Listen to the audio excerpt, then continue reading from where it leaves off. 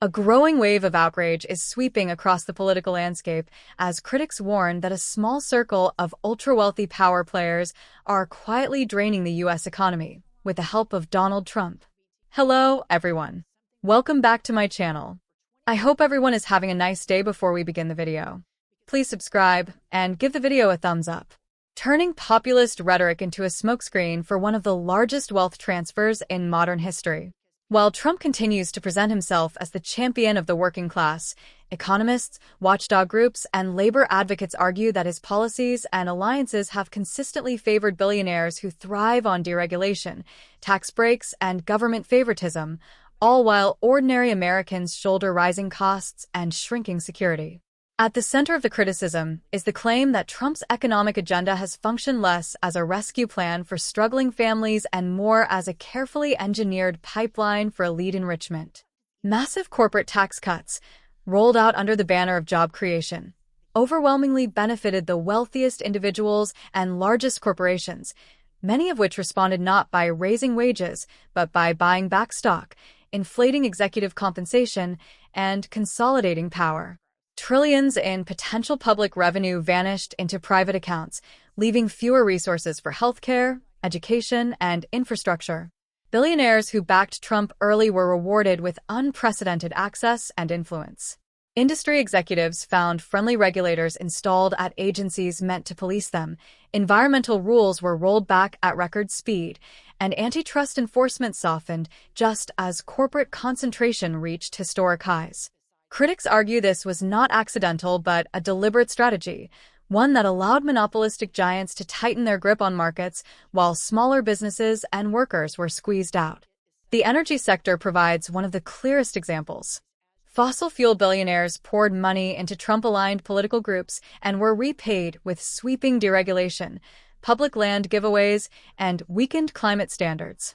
While profits soared for executives and investors, communities paid the price through environmental damage, health risks, and the accelerating costs of climate disasters. Taxpayers, not polluters, were left holding the bill.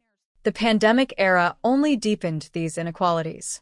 As millions of Americans lost jobs and struggled to pay rent, billionaires saw their wealth skyrocket.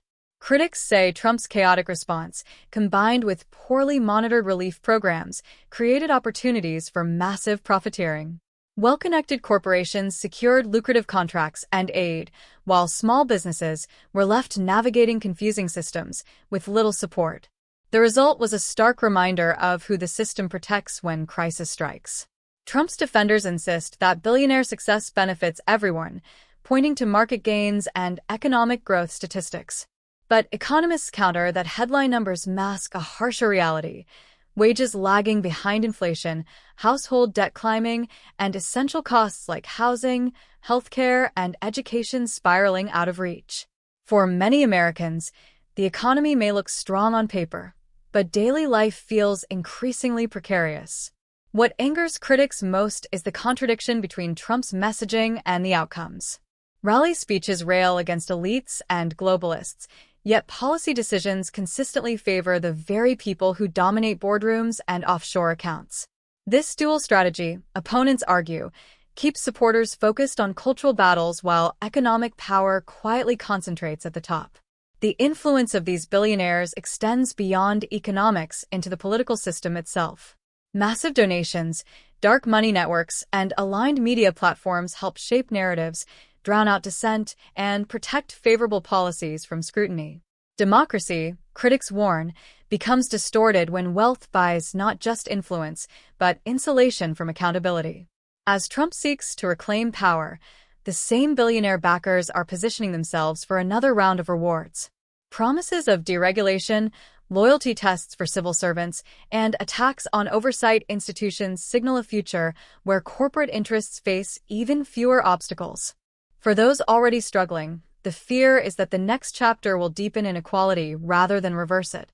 To critics, the story is no longer about isolated policies or personalities, but about a system that allows extreme wealth to dictate national priorities. They argue that until the myth of billionaire-led prosperity is confronted head-on, the U.S. economy will continue to be hollowed out from within, leaving working families paying the price, while a privileged few reap the rewards under the banner of populism.